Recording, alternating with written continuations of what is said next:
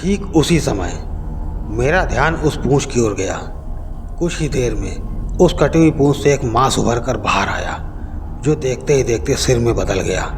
अब उस जगह से उसके हाथ और पैर भी बाहर निकले, जो धीरे धीरे पूरी एक छिपकली में बदल गए। मैं काफ़ी डर चुका था, वहाँ से उठकर भागने की कोशिश करने लगा, लेकिन जैसे ही मैं अपनी जगह पर खड़ा हुआ, देखा फर्श पर एक नहीं अनगिनत छिपकलियाँ थीं, जो धीरे धीरे मेरी ओर बढ़ रही थी।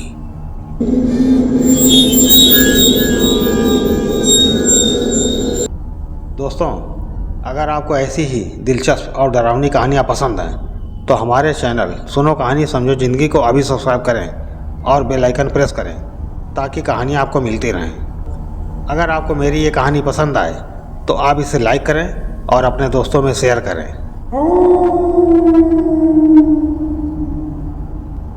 डर और भूतों से तुम भी ना राघव बच्चों वाली बातें करते हो यार। ये भूत वूत सिर्फ फिल्मों में अच्छे लगते हैं, लेकिन आजकल की फिल्मी भूत भी डराते कम और कॉमेडी ज़्यादा करते हैं, प्रियंका ने हंसते हुए कहा। इसके जवाब में राघव ने वापस पूछा, तो तुम किसी से नहीं डरती?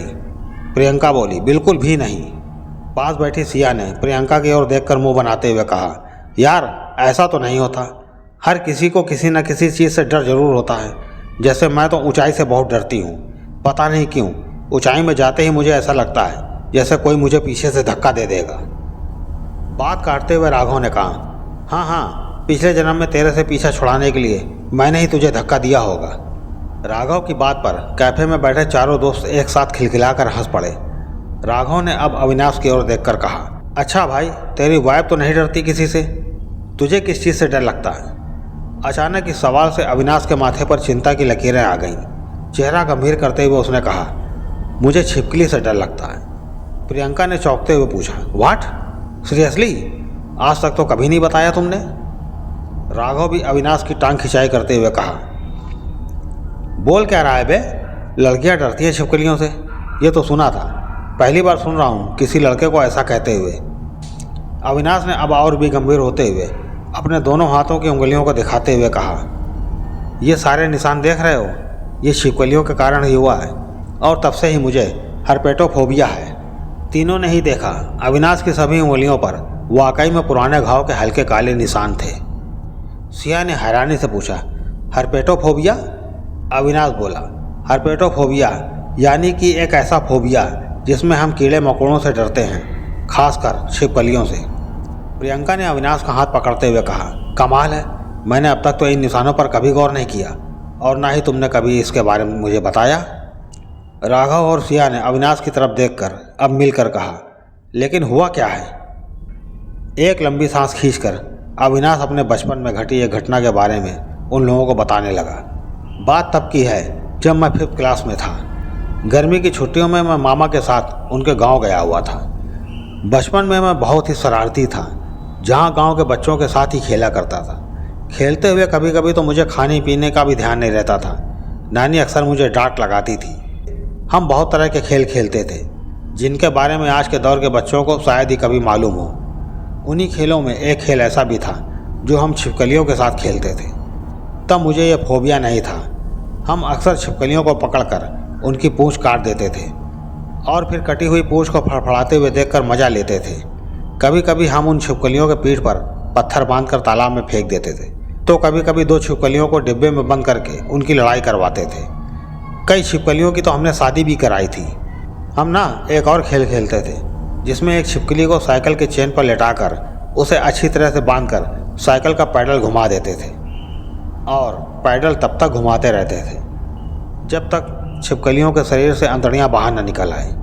वह देखकर हमें बहुत आनंद आता था, और इन सब के बाद हम उनका अंतिम संस्कार भी करते थे, या तो कहीं दफनाकर या फिर आग में जलाकर। कई बार तो हमने जिंदा छिपकलियों को भी आग में जलाया। लेकिन एक दिन ये सब अचानक बंद हो गया, जब पता चला कि हमारे साथ ही खेलने वाला एक लड़का छिपकली के काटे जाने से मर गया। वो छिपकली इतनी ज़्यादा जहरीली थी कि लड़के का पूरा शरीर काला पड़ गया था। हम सब में एक अजीब सा डर आ गया। सभी ने अब छिपकलियों को पकड़ना बंद कर दिया। लेकिन एक रोज़ चारपाई पर लेटे हुए मैं दीवार पर रेंगते हुए एक सफ़ेद छिपकली को देख रहा था। तभी उसकी पूंछ अचानक शरीर से अलग होकर नीचे गिर पड़ी।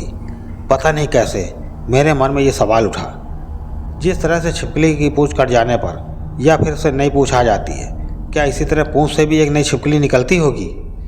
यही जानने के लिए अब मैं चारपाई से उठकर नीचे गिरी उस पूंछ को देखने लगा। मैं छटपटाती हुई उस पूंछ को पकड़ने ही वाला था, दीवार की वो छिपकली मुझ पर कूद पड़ी। मैं चीख कर रजाई से नीचे गिर गया। तभी मेरा ध्यान उस पूंछ की ओर गया।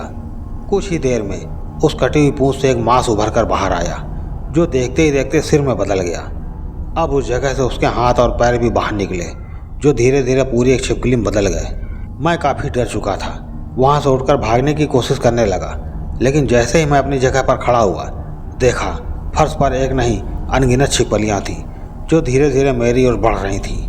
मैं चिल्लाने लगा, लेकिन कोई मेरी आवाज़ सुन नहीं पा रहा था। मैं पीछे हटते हटते दीवार से चिपक गया और अब दीवारों की छिपकलियाँ भी मेरी ओर आने लगीं। पूरा कमरा छिपकलियों से भर गया। वे अब एक साथ मेरे शरीर पर चढ़ने लगी। कुछ छिपकलियाँ मेरे कान के अंदर चली गईं तो कुछ नाक के। मैं अब चीख भी नहीं पा रहा था, क्योंकि मेरा मुंह छिपकलियों से भर चुका था। अचानक मेरी उंगलियों में दर्द होने लगा। मैंने देखा वो छिपकलियाँ मेरी उंगलियों को काट रही हैं। मैं वो दर्द और सहन नहीं कर पाया। चिल्लाने की कोशिश में मैं मुंह में भरे उन छिपकलियों को अब दांत से चबाने लगा और फिर चबा कर नीचे थूक दिया।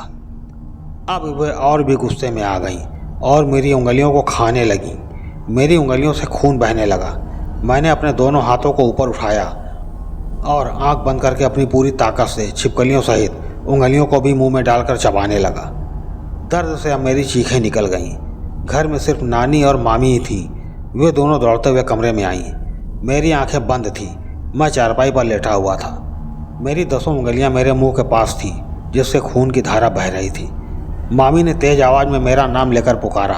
आंखें खोलकर मैंने देखा, आसपास कहीं कोई छिपकली नहीं थी, सिवाय दीवार पर चिपकी उस सफ़ेद छिपकली के। मेरी उंगलियां लहूलुहान थीं, जिसे मैंने अपने दांतों से काट लिया था। प्रियंका, सिया और राघव तीनों के चेहरे पर 12 बजे हुए थे। राघव ने अपना सर पकड़ते हुए कहा, मतलब तू सपना देख रहा था? जिसके जवाब में अविनाश ने कहा, घर में सबने यही कहा, यह बस मेरा सपना था, और शायद था भी।